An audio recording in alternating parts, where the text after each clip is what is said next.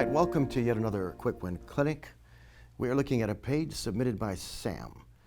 And it's an unusual page because it concerns an offer that I'm very unfamiliar with, and probably many other people are in the same place.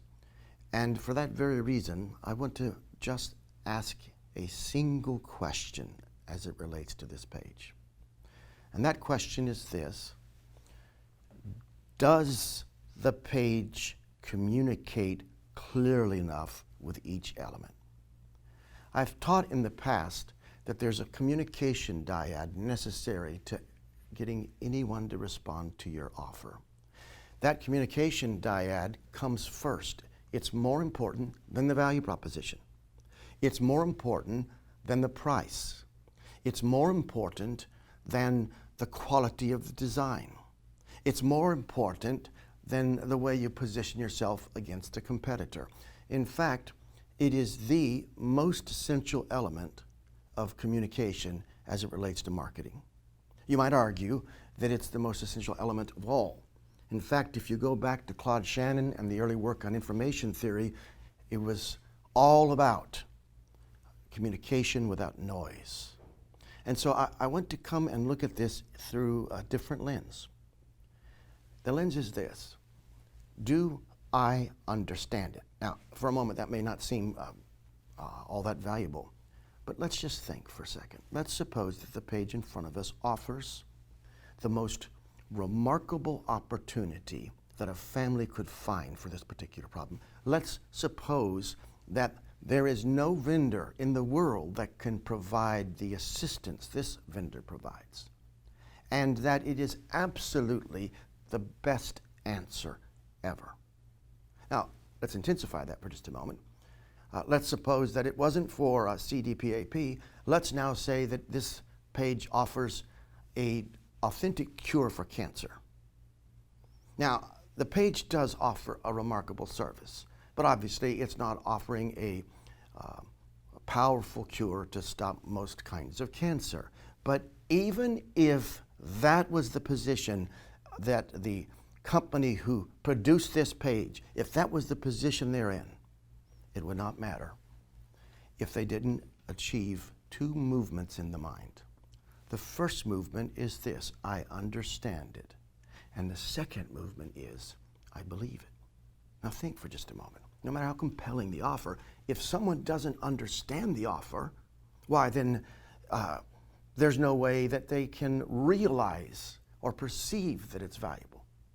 Yet, there's a further problem, and that is, if I clearly understand your offer, but I don't believe it, then once again, it doesn't matter. You might think of these as two components that you have on a scale of 1 to 10, and 1 is the lowest and 10 is the highest form of clarity, and you might suggest that the other is, again, on credibility or the fact that someone believes it, and again, 0 to 10. And let's assume that we can assign a number to the value of the offer, but we always must multiply that number by this criterion. So think of it. Let's suppose on a scale of 1 to 100, the offer's worth 100. But if I don't understand it, then what is 0 times 100? We can say the same thing about believing. Suppose I understand it, but I don't believe it. Again, we multiply by 0 and we have nothing. So, marketers, I understand that sometimes it's difficult to communicate your value proposition. I understand that sometimes it's difficult to convey the nature of your offer, particularly in a complex offering. But ultimately, the one thing we should be getting right is clarity. And it is hard, again, to get people to believe. But today I just want to talk about clarity. So let's think through the lens of clarity. I'm looking at this page, and it begins with CDPAP. Now, I just want to stop right there because right off the bat, my mind's forward momentum is stopped. I am sure there are some people who are very familiar with that term, but I don't think it resonates quickly with the type of or particular patient that you may be looking to help. I'm equally sure you may be talking to a family member with this page. But when you begin all communication with CDPAP, you have already put my mind in a place of unease. Next comes consumer-directed in red. Is that bad? Is that good? It sounds dangerous with that coloring on it. Personal assistance program.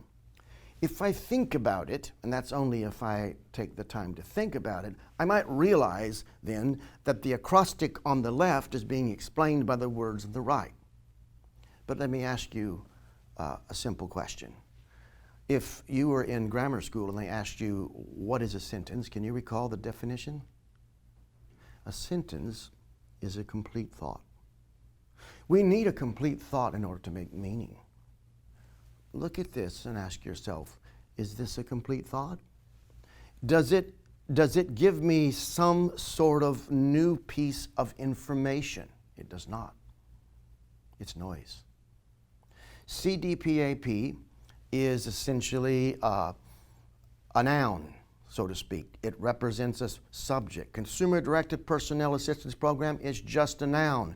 To have a complete thought, I need a subject and a predicate. And you might be thinking, wow, how is that going to make a difference? I have seen it triple performance on a page. You see, you only have 7 seconds to reach this person.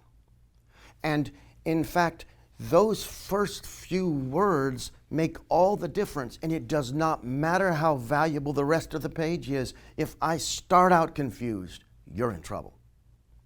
My mind is busy, as is most of those who visit this page, and we are not going to try to make meaning on our own. The meaning should be there clearly, easy for us to assimilate. But let's stop. CDPAP, Consumer Directed Personnel Assistance Program. What I know at this point is there's some sort of program. Now, that might be, is that a military term? Does that have something to do with mortgages? Look, Consumer Directed Personal Assistance Program, maybe that'll help me get my house paid off. Does it have, I could continue, but I can't glean anything there, so you're going to have to say something right away that will help me. And you begin with the word imagine. Now, imagine is a problem because I have no way to connect imagine with what I just saw. And then it says the relief, knowing you are being cared for by a close friend, neighbor, or family member of your choice. Now, I would assume that the person coming to this page knows what the word cared is, but the point of the sentence is at the end of the sentence. Ideally, you want a sentence like this to be point first, not point last, because I'm working through each one of these words to trying to get enough data to complete the thought. And even when I finish the sentence, I am not sure what I just heard.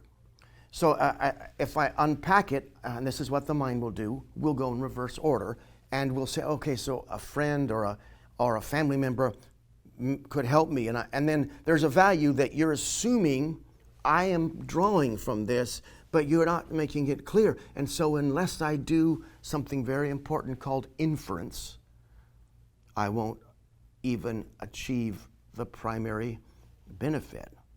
I think what you're inferring, what you're implying, is that instead of having somebody I don't know attend to my care and needs, I could actually personally pick somebody that I trust, somebody that I want to be with.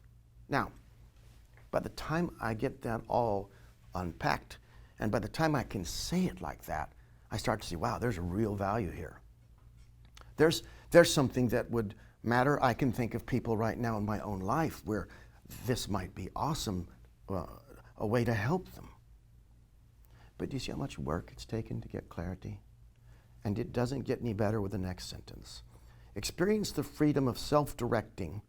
Again, your home health care through the CDPAP.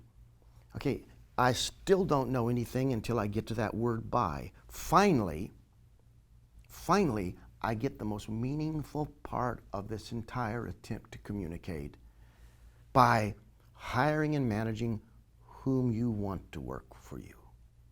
You mean I can pick? I can pick the person who's going to take care of me. Now, Sam, I don't mean to be difficult or to discourage you, but this is a transferable principle, and this is an excellent example of something everyone who's watching this can learn from. If it takes this much effort to understand the essence of the offer, you're going to lose most people.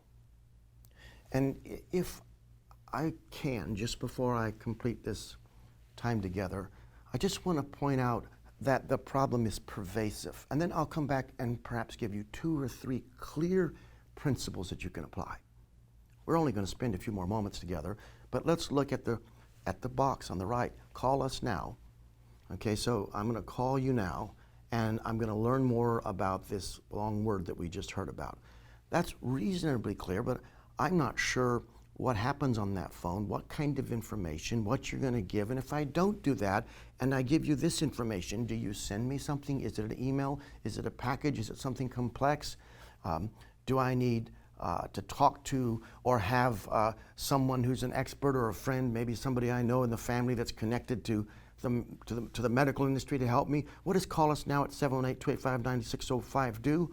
Well, it does very little when you have just combined it with a piece of confusing information.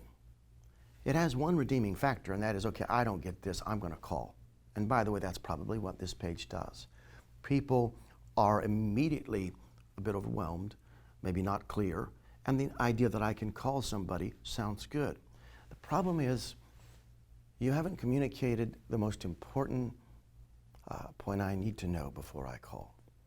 You know, in a way, you have to understand, I'm going to draw this on the page, you've got 2 sides of this communication. There's the value and there's the cost side.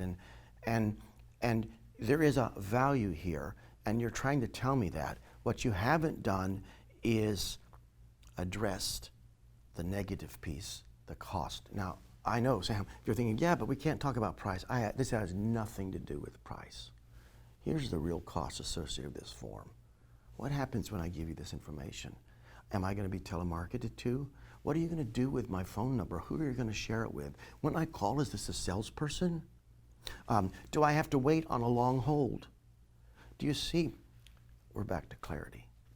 I don't understand what you're saying, and I don't understand what's going to happen if I reply.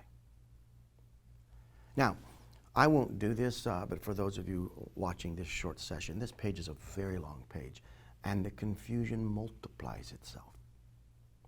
My counsel to someone trying to get a page like this to work is to start with a clear headline. So here's a few principles that form a complete thought. This needs to be a meaningful statement.